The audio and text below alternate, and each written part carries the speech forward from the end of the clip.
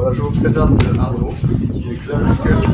Bonjour à tous. Il est club maker sur Bordeaux. Donc il va vous parler un petit peu de son métier et si vous avez des questions, n'hésitez pas. Et enfin, si vous voulez, vous irez avec lui au practice, ceux qui ont envie. Oui, voilà. Oui, n'hésitez pas.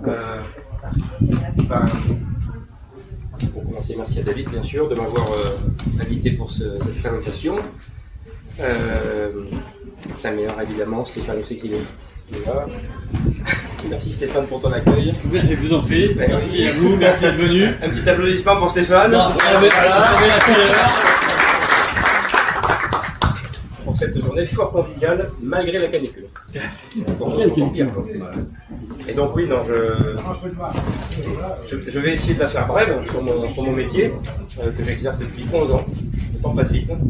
Depuis 11 ans à côté de Bordeaux. Je ne vais pas vous raconter ma vie évidemment, mais comme vous le savez sans doute, parfois dans la vie, il y a des hasards qui font qu'on chemine différemment. Et c'est un faisceau de rencontres qui m'ont fait connaître ce métier, qui j'imagine parmi vous est totalement inconnu au bataillon. C'est le club maker, une vague idée, club maker, fabricant de clubs de golf. Bon. Et sauf que moi à l'époque, j'ai commencé le golf à 12 ans, j'en ai 50, je ne savais même pas que ça existait, le métier de club maker.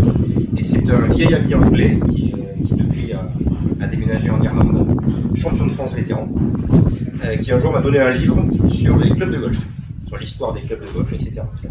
Et puis après, de là, avec Google, forcément, on cherche, vous connaissez tous Internet, hein, un lien on amène à un autre, et on tombe un petit peu dans la potion magique. On a envie d'en savoir encore plus à chaque page. Et de fil en aiguille, j'ai fait la connaissance d'un homme absolument charmant qui m'avait répondu hier soir à la question Tom, est-ce que tu peux me dire un peu comment on fait une présentation sur ce métier? Ce monsieur s'appelle Tom Wishon. Il a commencé son métier de club maker en 1972.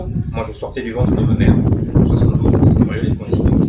Et Tom n'est pas connu en France, enfin, une poignée de golfeurs qui le connaissent, mais Tom est considéré, en tout cas aux États-Unis, comme vraiment le plus grand club maker. Et en tout cas, c'est celui qui a écrit tous les livres, ou quasiment tous les livres, qui parlent de matériel de golf. Il a écrit en gros une dizaine de livres. Des livres extrêmement précis, hein. Un livre entier sur les shafts, par exemple. Son dernier livre, elle m'a dit que ce sera son dernier. Pour en parler plus, pour ceux que ça vous intéresse, c'est la synthèse finalement de ces 40 et quelques années dans l'industrie du golf, avec des anecdotes comme par exemple le jour où il a cité à la Maison Blanche George Bush, père et fils, avec les gardes du corps autour. Ce genre d'anecdote. Ou le jour où il a passé Noël avec Arnold Palmer, par exemple. Ou le jour où il a porté le sac de Jack Nicklaus sur le parcours. Donc quelqu'un, alors voilà, donc Tom, je ne pouvais pas ne pas démarrer cette vidéo sans parler de Tom, parce que c'est ce qu'on appelle finalement un père spirituel. C'est quelqu'un avec qui très vite je suis rentré en contact, et puis quelqu'un qui n'a pas son pareil pour écouter et pour répondre justement, parce que Tom finalement, qu'a-t-il fait? Il a fait ressurgir un métier qui avait quasiment disparu, le club maker. Il faut savoir qu'au tout début du golf, 19e siècle par exemple, dans chaque club anglais, vous aviez un club maker attitré, c'est-à-dire un individu qui avait son atelier et qui fabriquait, qui réparait, qui posait des grippes et qui même fabriquait des balles. L'exemple de Tom Morris est éloquent. Tom Morris qui aussi a gagné le British Open, très bon golfeur. Parfois ils étaient grippes, c'était les hommes de faire sur le golf. Et club maker, c'était quand même leur métier de base. C'était effectivement l'idée que des clubs de golf, c'est pas une raquette de tennis, il y en a 14. Encore qu'à l'époque, il y en avait peut-être moins que 14, il y en avait 10, je crois. Mais bref, aujourd'hui, 14 clubs, 14 outils, dont chacun doit avoir effectivement une utilité, une vocation pour chaque golfeur, en prenant en compte évidemment sa morphologie, son niveau, son swing, son tempo, et le type de parcours sur lequel il joue également. Puisqu'effectivement, en fonction du type de terrain, on peut être amené à avoir des outils un petit peu différents. Ça, c'est au niveau des joueurs professionnels qui sont amenés à changer leur wedge, à changer leur driver, selon qu'ils jouent à Augusta ou British Open, etc. Mais à un niveau amateur, ça peut être aussi intéressant. En tout cas, c'était la philosophie de ce métier-là, de faire 100% du sur-mesure. C'est-à-dire qu'à cette époque-là, les clubs standards, comme les achète aujourd'hui, n'existaient carrément pas. On rencontre un joueur, bonjour monsieur, bonjour madame, vous jouez au golf, laissez-moi vous regarder, et je vais vous dire. Et puis dans les années 50-60, ce métier a quasi totalement disparu, sous l'emprise évidemment de la publicité, des marques, etc. Dans les années 60, il y avait 4 grosses marques qui se sont emparées du marché, je ne vais pas les citer, il y en a une qui a disparu, mais les autres elles sont toujours là, et qui ont fait que ce métier a disparu. Et que donc les golfeurs, dans tous les pays du monde, progressivement, ont oublié cette histoire qu'un club de golf, c'est un outil qui doit être adapté à chacun, à son âge, à son niveau, etc. Et donc le marché des clubs standardisés s'est imposé à partir de cette époque-là. Et il faudra donc attendre les années 90 pour que Tom Wichon, enfin, à force de conférences, à force de livres, fasse ressurgir cette vocation, ce métier, et fasse ressurgir des vocations. Puisqu'on va voir apparaître des clubmakers, un petit peu comme des champignons, aux États-Unis et en Angleterre, qui vont apparaître de nouveau dans les clubs de golf, ou de façon indépendante, comme voilà. Alors en France, on en est loin. Aujourd'hui, on considère à peu près, c'est difficile de suivre, on est grosso modo 15 clubmakers en France. Voilà. Pour vous donner une idée, très très peu. Très très très peu. Inutile de vous dire que c'est un métier donc qui est donc très largement inconnu, mais qui est passionnant. Ça fait 11 ans que je le fais et je vais continuer à le faire, mais avec plaisir. Avec plaisir, puisque pour la simple raison que à chaque fois que je vois un golfeur ou une golfeuse, c'est une page blanche. Il y a tout à écrire. On repart de ça. Dans 99% des cas. Je veux dire par là que en 11 ans d'activité, je crois que ça m'est peut-être arrivé une fois de voir un golfeur et lui dire à la fin de la séance, c'est bon monsieur, vos clubs sont parfaits, vous pouvez rentrer chez vous. Une fois. Il y a systématiquement quelque chose à faire sur des clubs de golf. Et ça peut être je vais y rentrer dans le détail, hein. Ça a l'air simple, mais c'est en fait assez complexe, mais c'est long, le club de golf. Et le cœur de mon métier est là, c'est donc d'essayer de comprendre un golfeur ou une golfeuse et d'essayer de lui trouver les outils qui lui correspondent le mieux. Alors, je pourrais embrayer aussi sur vous dire que cette notion d'outil pour moi me paraît très importante. Ce matin, par exemple, j'aime bien les exemples, et puis celui-là il est tout fait. Une débutante qui est venue me voir la semaine dernière, une golfeuse qui est neuve sur l'autre, qui va probablement venir s'entraîner ici. Bon, il est évident que je n'allais pas lui vendre la totale, comme on dit. Elle est repartie avec ce qui me semble les outils de base d'une golfeuse débutante, un putter à sa taille, évidemment, un sandwich, un pitching, un fer 9 pardon, et un fer 7, un hybride et un driver d'occasion, vraiment pas cher du tout pour lui donner envie de s'essayer sur un driver. Inutile de lui vendre un driver à 500 € alors qu'elle ne sait pas jouer. Okay, mais par contre, chacun de ces clubs a la bonne longueur, le bon shaft, le bon équilibre, le bon grip et le bon poids. Donc ça, qui sont des facteurs très importants. La semaine prochaine, je vais rencontrer, ça c'est fascinant, un enfant de 6 ans. 6 ans. Voilà, moi, ce qui m'a tout de suite pensé à mon fils, Arsène. Quand j'ai voulu le mettre au golf, il avait 7 ans. Autre exemple intéressant. Mon fils est gaucher. 100% gaucher. Il joue au foot en gaucher, il lève la main en gaucher, il mange en gaucher, il fait tout en gaucher. Donc je lui ai fabriqué forcément un fer 9 pour démarrer en gaucher. Swing pourri. Quand je vois ce gamin, c'est pas possible. Aucune coordination. Je lui ai fabriqué un fer 9 pour entier. Il avait un swing de champion. Mais vraiment un swing de champion. Délié, souple, sans problème. Donc ça c'est des cas de figure très intéressants aussi, hein, qui peuvent se produire. Il n'est pas du tout anodin, j'en ai eu comme ça. Des droitiers qui finalement se sont avérés gauchers, des gauchers en droitier, etc. Donc tout ça pour vous dire que par rapport aux golfeurs que je rencontre, et je vais aller plus loin que ça, en 11 ans,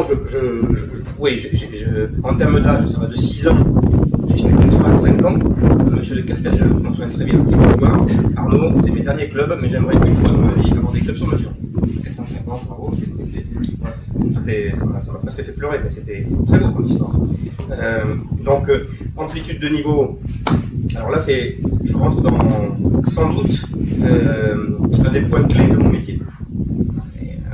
Un des mythes, un des grands mythes de ce métier que j'entends et qui me révulse à chaque fois que je l'entends, qui est de dire que pour aller voir quelqu'un comme moi, enfin pour faire un fitting, il faut être un bon joueur de golf. Et quand j'entends ça, je réponds fou archi faux. Voilà, je réponds au contraire. Et je vais vous reprendre ici parce que je pense qu'elle est éloquente. Dans un des livres de Tom Wichon où il parle de cette thématique, il prend le cas d'un joueur de golf professionnel américain qui fait ses deux tournois, qui fait ses deux premiers tours.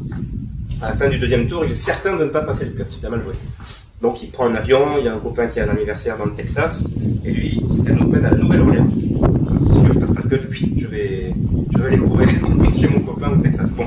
Sauf qu'entre-temps, on l'appelle, vous avez passé le cut, on vous attend demain à la Nouvelle-Orléans à 9h. Il reprend l'avion en urgence, problème de foot, club de golf perdu. Donc il a joué son 3e et 4e tour, il va au pro shop du coin, il prend le premier sac pour lui donner, à louer, et il va finir 5e du tournoi, moins 1, moins 1. Ça veut dire quoi cette petite histoire? Ça veut dire qu'en fait, et ça je le constate, plus le joueur est bon, David qui vient me voir en fitting, je vais sans doute l'aider, mais ce sera minime par rapport à un débutant ou un joueur moyen. Minime. Des petits détails, par-ci par-là. Sauf si vraiment, il rentre dans le cas de figure. David, je ne connais pas trop ton sac, hein. Des golfeurs qui n'ont pas changé ses clubs depuis 20 ans, et là, pour le coup, oui, effectivement, il faut les changer. Mais moi, la plupart des très bons joueurs, allez, on va dire de moins de 10 d'index qui sont venus me voir, je les ai presque déçus. Hein. Je dis, monsieur, pas grand-chose à améliorer. On peut changer les grippes, les shafts, peut-être un peu améliorer. Mais voilà, on va vérifier les lofts, on va vérifier les lies, les ingrédients importants, mais voilà. À l'inverse, je dirais que le gros du troupeau qui vient me voir, entre 36 et 15 d'index, je le régale. Parce qu'il y a tout à faire. Il y a tout à faire. Il n'y a quasiment aucun club dans leur sac qui va. Ou en tout cas que je ne pourrais pas améliorer. Eh oui, alors, je ne pourrais pas améliorer, je fais la transition sur finalement, qu'est-ce qu'on peut améliorer? Pardon? Oui, bien sûr, avec David. Mais moi, de toute façon, quand je fais un meeting, je vois les choses dans son ensemble. Alors, si déjà vous êtes convaincu que le club de golf ne vous aidera pas, effectivement, restez là. J'ai des centaines d'exemples à vous donner. Que peut-on améliorer?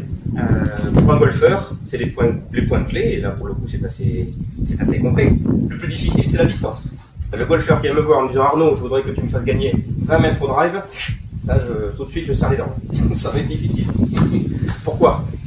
Parce que ça fait 20 ans que les têtes de driver sont limitées à ce qu'on appelle le coefficient de restitution, le corps, à 0,98.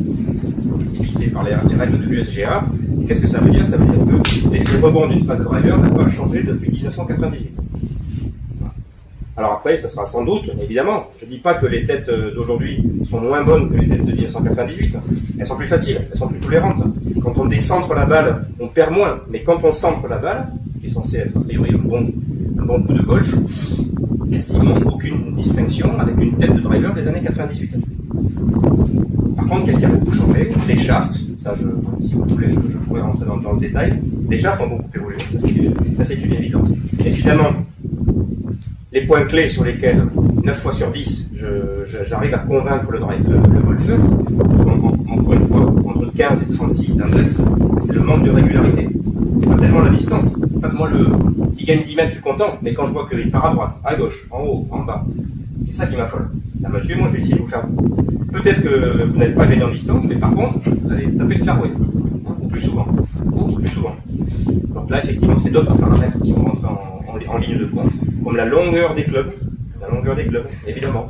Là, je peux vous dire que, allez, je n'aime pas les statistiques, hein, mais je pense que 80% des golfeurs font des drivers trop longs pour eux, par rapport aux standards vendus sur le marché aujourd'hui. Je ne sais pas ici, de déjà, mais il faut savoir que les vendeurs, les drivers vendus en boutique aujourd'hui sont plus longs que ceux qui est joué par Tiger Woods, Jason Day, c'est grave. De tout ça. Pourquoi dans les boutiques on les drivers vendus comme ça?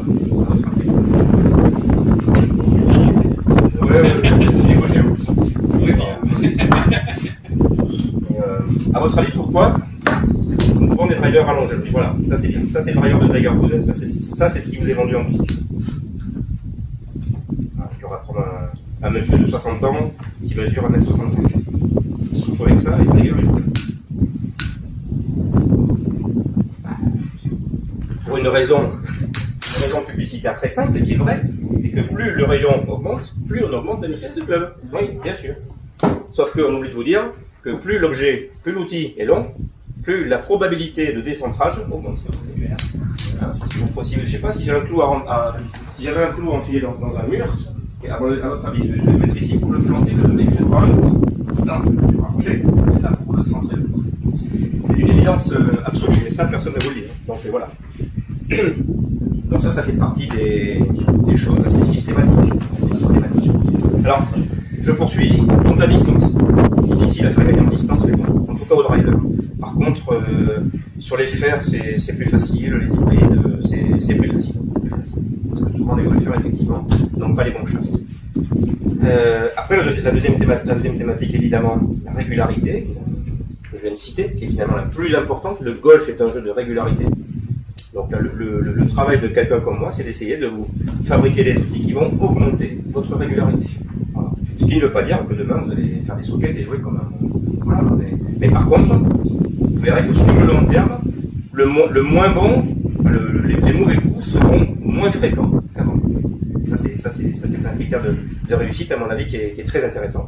On peut jouer aussi, notamment sur des âges assez avancés, sur la notion de confort. Évidemment, aujourd'hui, il y a des grilles, encore une fois, il y a des shafts, il y a des têtes qui permettent de procurer plus de confort aux golfeurs. Ok. Et ça, on me le dit souvent. Voilà, Arnaud, moi j'ai envie de plus de confort, plus de douceur. Ah ben, ok, on va se creuser, on va chercher quelque chose. Ok.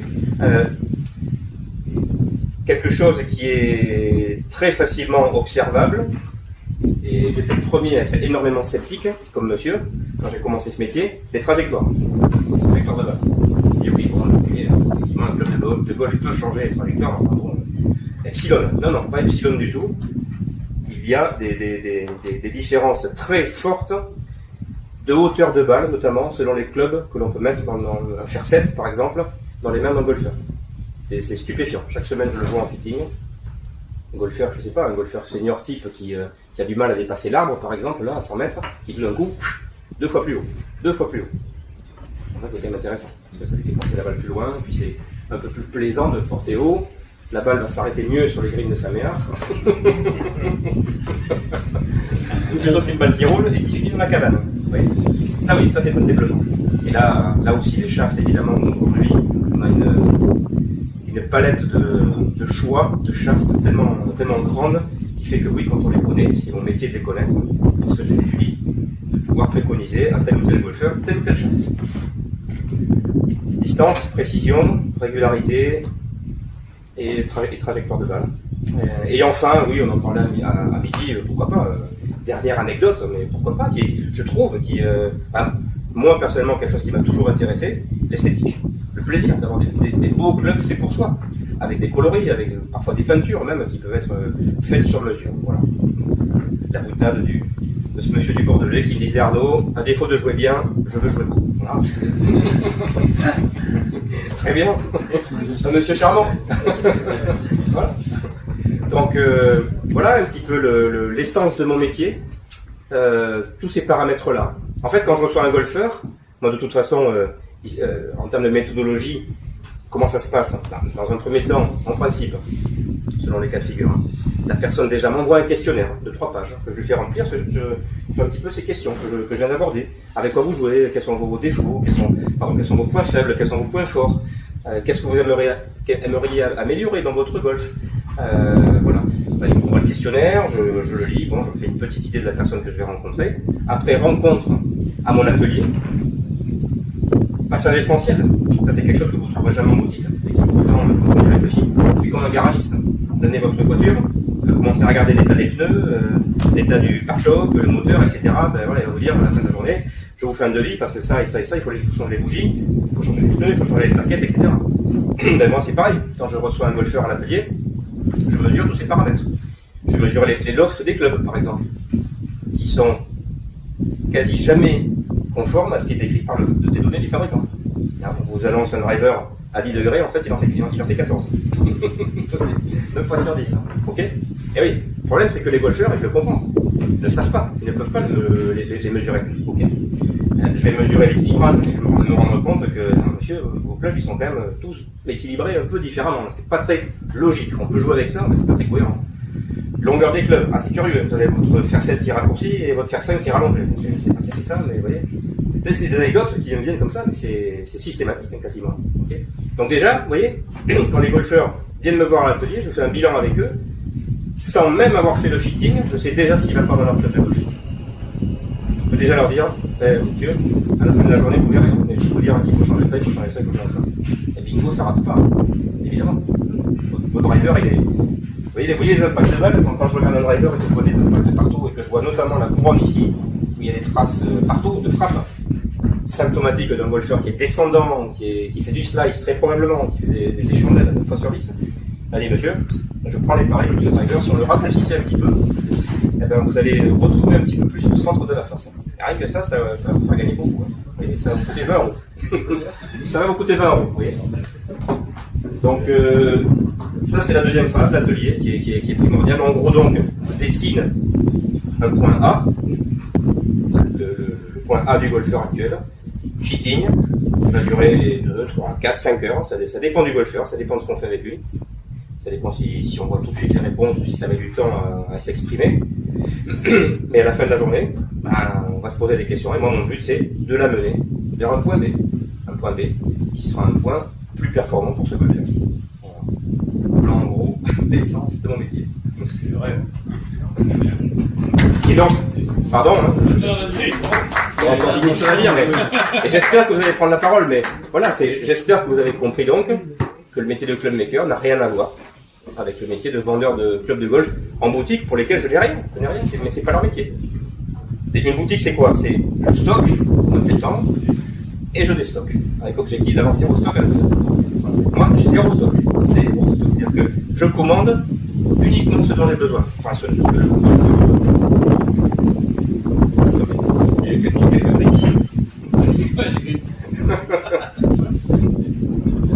question, c'est est-ce que vous voulez nous voir avec nos clubs modifiés ou alors, on va prendre le micro. Juste vérifier qu'il marche bien. C'est bleu et vert.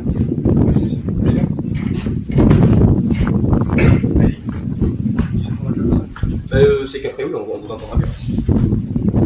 Si vous faites tout le club, chez vous bien avec nos séries, et vous modifiez juste les séries que nous avons. Ah, bien sûr. Alors, Ça part d'où? Alors, pareil, si j'ai pas vraiment de statistiques, je dirais que un golfeur sur 3, en fait, on va garder ses têtes. Et donc, je vais changer tout le reste. Ça s'appelle du rétro-fitting. Rétro-fitting. Et David, par exemple, je suis convaincu qu'il a des bonnes têtes, qui sont récentes en plus. Oh, il a une on bonne en parlait. Et il a une bonne tête. Je sais pas. Si s'avérait qu'en fitting, je lui fasse essayer des shafts qui lui conviennent bien, comme ça a été le cas avec Nicolas Joachimides, je ne sais pas si vous connaissez. Nicolas est venu me voir, on a gardé ses têtes, j'ai changé tout le reste. Les shafts, les grippes, l'équilibrage, etc. Voilà. Et il voulait garder ses têtes. Il va garder ses coups. Ça, c'est très très fréquent. Et c'est moi le premier qui le dis. Hein. Parfois, les golfeurs me disent non, je veux changer. Non, elles sont très bien vos têtes. Pourquoi vous voulez les changer? Ah, ouais, c'est vrai. Ça va coûter 2 fois moins cher de changer les shafts et que je moins de l'équilibre. Et puis après, il y a effectivement le scénario du golfeur. Scénario 1, qui a des têtes de 20 ans, de 30 ans, j'en vois, c'est mon Dieu, c'est un peu de rien, mais bon, j'ai rien contre cette époque-là, mais c'est totalement dépassé par rapport à aujourd'hui. Ou le cas du golfeur qui a foutu des pets partout, faut changer, quoi. Voilà. Mais moi, sincèrement, si je vois des têtes correctes, pourquoi les changer? Et que je pense que ces têtes conviennent aux golfeurs aussi. Attention, s'il se pointe avec des lames et que clairement il ne peut pas jouer de ça, bon, je vais dire monsieur, les lames, pour le dimanche, on va sortir de famille. Voilà. C'est quoi le paramètre le plus important? Le micro.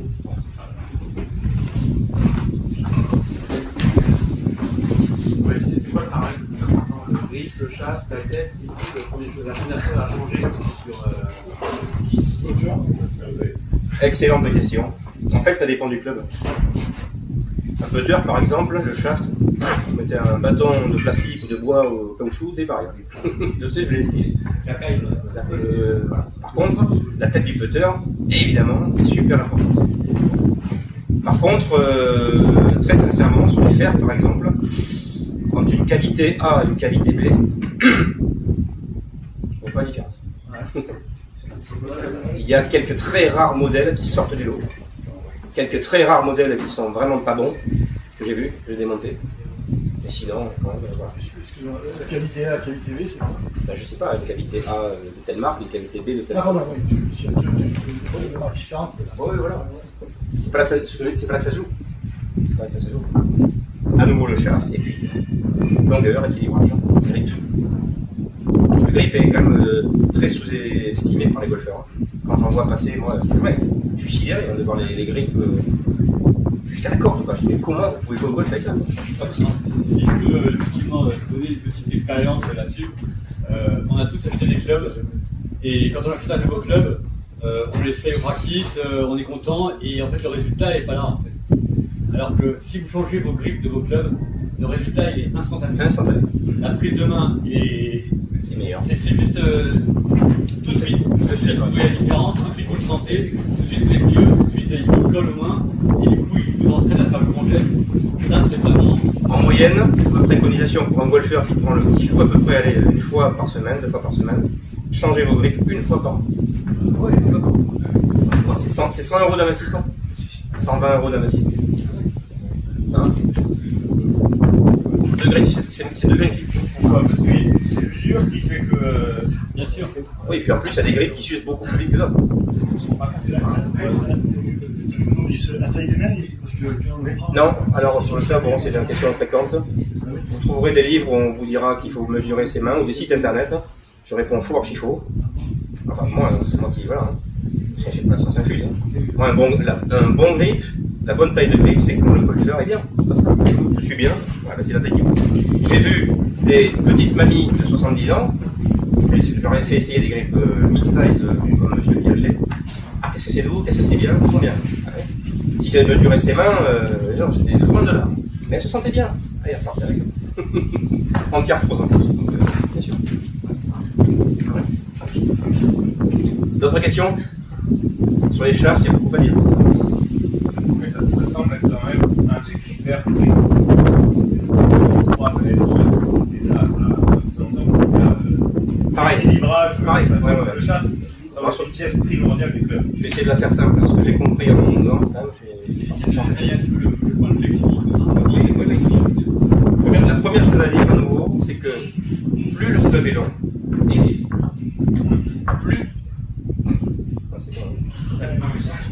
plus le shaft est long, plus ses propriétés de flexion rentrent en ligne de compte. A contrario, je prends un wedge, beaucoup plus court, tu lui mets du régular, du stick, du 80, du 100 grammes, c'est pareil. Pareil. Zéro.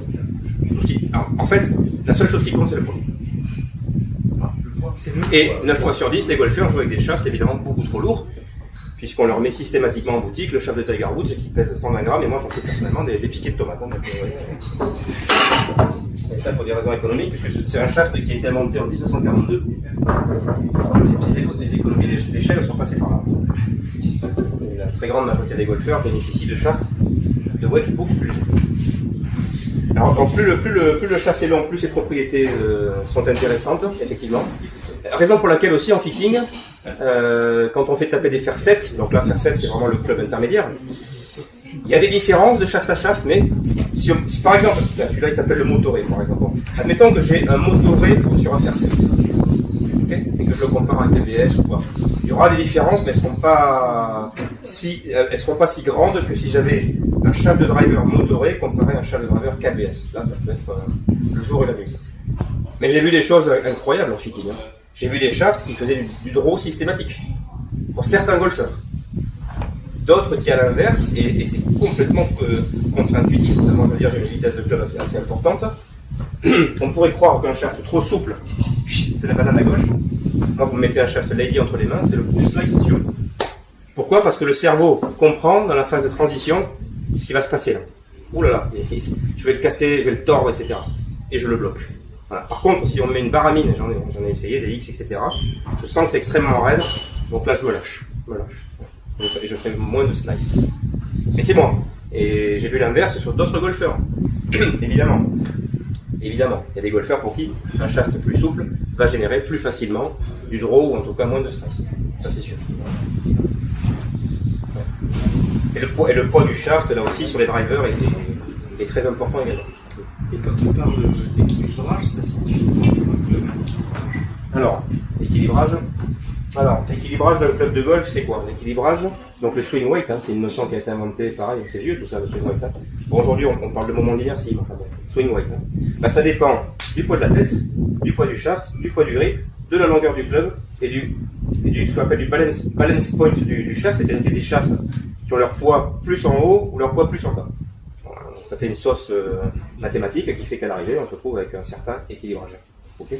Notion clé, j'ai fait une vidéo à ce sujet, qui personnellement, je trouvais que c'était une des plus intéressantes. Une vidéo dans laquelle j'expliquais qu'il y avait 4 familles de golfeurs.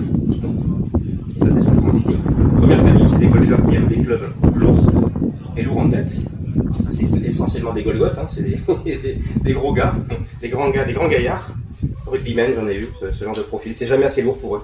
Jamais assez lourd. Ah oui, j'ai brousé en fitting, je sais pas si vous voyez le monstre, mais voilà.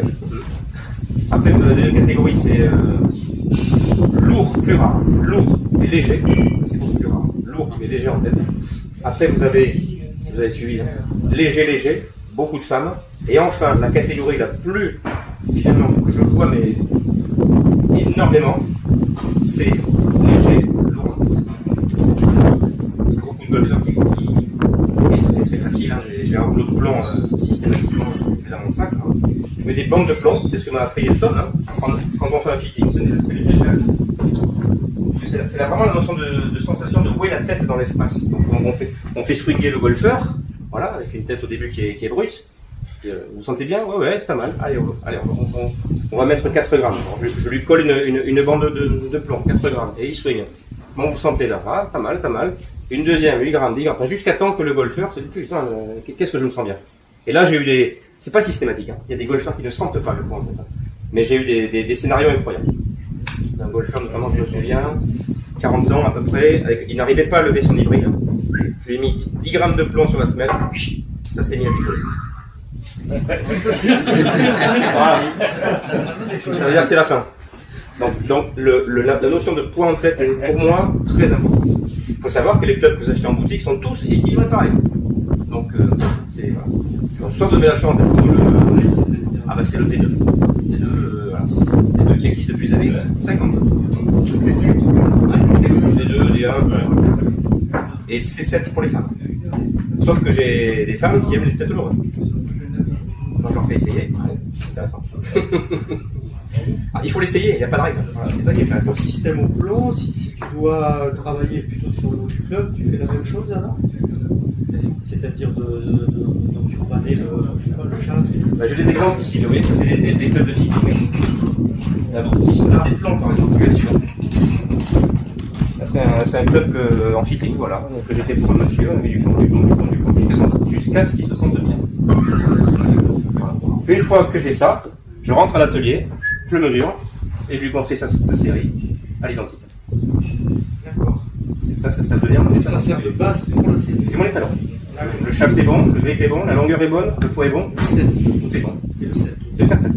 Après, 8, 9 pitch et 6, 5 sont fabriqués à un moment d'inertie constant, physique mais bon. Voilà. Ils sont homogènes par rapport à ça. Tout à l'heure, tu avais l'air de dire que la longueur du shaft, en fonction du club, devait être la même. Tu as dit qu'il y avait des fers 5 qui étaient plus longs que les fers 7, tout ça, c'est logique, non? Non, j'ai pas dit ça du tout. Pas comme ça, il a pas dit comme ça. Qu'un fer 5 soit plus grand qu'un fer 7, c'est évident, mais non, on peut pas dire ça. C'est comme ça qu'on a compris. Donc, non, j'ai dit que plus le shaft était long, plus ses propriétés de flexion rentraient étaient importantes. Donc c'est pareil logique. Alors, tu penses quoi des joueurs français qui tous les clubs de ça c'est autre chose. Bryson DeChambeau, Nicolas Joachimides, les fers à taille constante. Voilà. Il a tous les clubs identiques.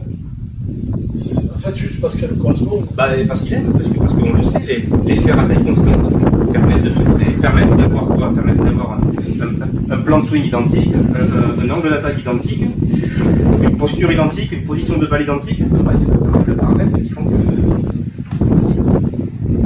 On aime, on n'aime pas. Le fait que les rayons soient plus grands, qui permet de tester plus rapide. Alors, si je peux éclairer là-dessus, Nicolas 465, en fait, il a accepté de perdre 4 à 5 mètres Absolument. Sur ses longs fers pour avoir une précision de diabolique. Cela dit, j'ai trafiqué ses lofts pour faire en sorte qu'il ne perde pas trop en distance. Voilà. Mais c'est Nicolas. Voilà. C'est-à-dire qu'il a un fer. Déjà, il n'a pas de fer 5 dans son sac, il passe de fer 6 à fer 4. Il va le faire 4 en place de fer 5 en termes de Et c'est Nicolas, et, comme vous le savez, j'adore Nicolas. Mais après, sur notre recherche de joueurs amateurs, si vous voulez, je pense qu'on n'est pas à 4 ou 5 extraits. Non. Je crois que C'est une question plus Ce qui est important, c'est la régularité. est-ce que le joueur est le régulier et on attache le plus souvent possible là où vous l'envoyez? Il y a un seul club qu'on veut envoyer le plus loin possible, c'est le driver. Comment c'est pour penser? Donc on fout que je vais faire 6 soit faire 8. Et Il n'y a pas une femme qui souhaiterait s'exprimer? Que des hommes. Allez, Isabelle. Pas de question? Sur les femmes et le film. Je vais faire une passe. Pourquoi les lofts ils sont différents en termes d'arc? C'est pas normé. C'est pour se faire des signes, parce que du coup, il y a des règles. Ah ben on rentre dans le chapitre de comment dire la difficulté de communiquer sur ce marché parce que Tom Wichon, encore une fois, a été le premier. Lui, il appelait ça la maladie du loft qui disparaît. Disease of decreasing loft. C'est-à-dire que depuis grosso modo les années 80, chaque année, les fabricants ferment les lofts de 1 degré sur les fers.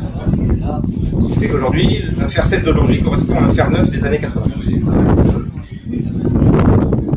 Raison pour laquelle les pros à l'époque des fer 1. Aujourd'hui, ils ont du mal à faire des fer 3. Parce que leur fer 3, c'est un fer 1. 17 degrés de loft. Par contre, les marques n'ont pas les mêmes lofts. Les modèles n'ont pas les mêmes lofts. En 11 ans, je n'ai jamais rencontré un golfeur qui sache me dire quel était le loft de son fer 7. Puisque de toute façon, c'est même pas la peine d'en parler, puisque quand je les mesure à l'atelier, je regarde la fiche Callaway, il a écrit 30, en fait il en fait 32 ou 28. Et c'est important de le savoir, effectivement. Mais quand on fait un fitting, c'est tous un coup qui veut me voir ou un autre, attention, parce que le vendeur qui veut vous vendre son dernier modèle, avec un fer 7 qui fait, je ne citerai pas la marque, 27 degrés de loft, c'est sûr qu'il va aller plus loin que votre fer 7 actuel, qui fait 34 degrés de loft. Putain, je le dis sauf que le problème, c'est que fer 6 et fer 5, on oublie, vous ne pourrez plus les taper, parce que le loft est trop fermé. Et le trou qui va se produire entre le pitch et le sandwich est énorme. C'est-à-dire qu'aujourd'hui, il y a des pitchs qui sont à 41 degrés. C'est le loft de mon fer 8. Et sandwich à 56, ça n'a pas bougé par contre. Le sandwich depuis 50 ans fait toujours 56 degrés. 41, 56, ça fait 6. Je pourrais vous dire là, en 20 ans, 30 ans, vos clubs ont perdu 10 degrés de loft. C'est-à-dire que le fer 6 d'il y a 20 ans n'est plus le fer 6 d'aujourd'hui. 10 degrés, c'est énorme.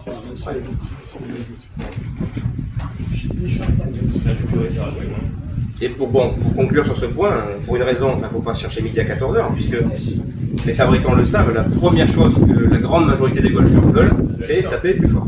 Notamment aux États-Unis. Et pour un musée, ils veulent taper plus fort. Il faut faire gaffe à ça, là.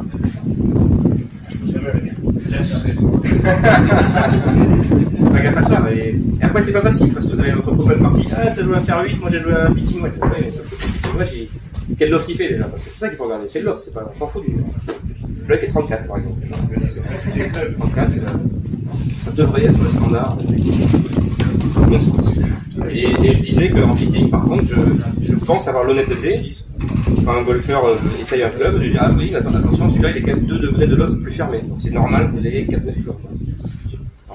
C'est une question de convention. À partir du moment où on a dans sa tête, on sait qu'avec tel numéro on fait telle trajectoire, telle distance, ça ne change pas beaucoup.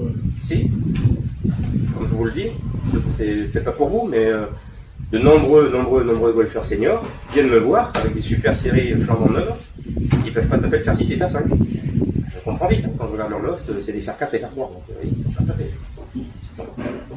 Par rapport à ce que vous dites, c'est juste ce que vous dites. Mais vous avez 2 clubs achetés, je sais pas, à 400 € qui servent à rien. C'est un peu dommage, quoi. C'est tout, voilà. C'est tout. Les shafts, le différentiel, shaft, le fil, shaft. C'est un grand débat là, enfin, il faudra venir une autre fois. Faire une session 2. Sur les shafts, je peux vous en parler. Je sais, je peux leur parler. Je peux juste vous dire que le exceptionnel. Ça, c'est le shaft de Fred Couples, par exemple. C'est un mélange de steel fiber, c'est un mélange de de graphite et d'acier. C'est des fibres d'acier. C'est un shaft comme les Anglais, qui a le meilleur des deux mondes. Qui est beaucoup plus léger, qui est aussi costaud que l'acier. Tout ça pour dire que l'acier en 30 ans a fait très très très peu de progrès. Du temps de vie, c'est vrai. Le graphite, par contre, énormément de progrès. Donc tous les mythes de dire, moi je fais du graphite sur les fers. Je peux le faire 760. Le graphite, ça fait longtemps que j'ai compris que c'est plus doux, c'est plus facile. C'est plus facile. Je me fatigue beaucoup moins. Beaucoup moins. Quand je vois de toute façon des golfeurs de plus de 50 ans qui se pointent avec des shafts d'acier de plus de 100 grammes, on me dit là, il y a sans doute un terrain à creuser. Bingo, quasi chaque fois, oui, ils repartent avec des clubs, soit de l'acier beaucoup plus, ça existe, soit du graphite. Beaucoup plus confortable. Nicolas joue ce shaft.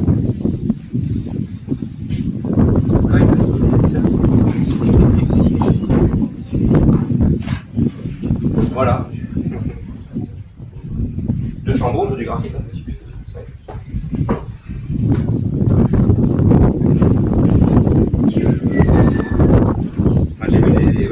J'ai mesuré, je finirai là-dessus. Hein. Bon, les shafts, je les mesure avec une machine qui s'appelle un fréquenceur.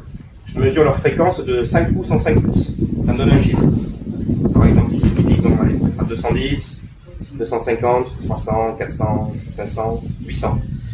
Ça me donne le profil du shaft. Donc, j'ai une base de données chez moi sur Excel qui me permet de comparer de shaft à shaft. Et quand je m'aperçois que ce shaft il fait 800 et l'autre il fait 600, ça veut dire quoi? Ça veut dire que celui qui fait 800 est beaucoup plus raide en bas que celui qui fait 600. Donc celui qui fait 600 va faire des balles plus hautes. Par exemple. C'est la seule façon de comparer des shafts, puisqu'effectivement à midi, je n'ai pas voulu intervenir, mais la notion de regular, stiff, tout ça, on oublie. Hein. C'est pareil, années 50, ça ne veut rien dire.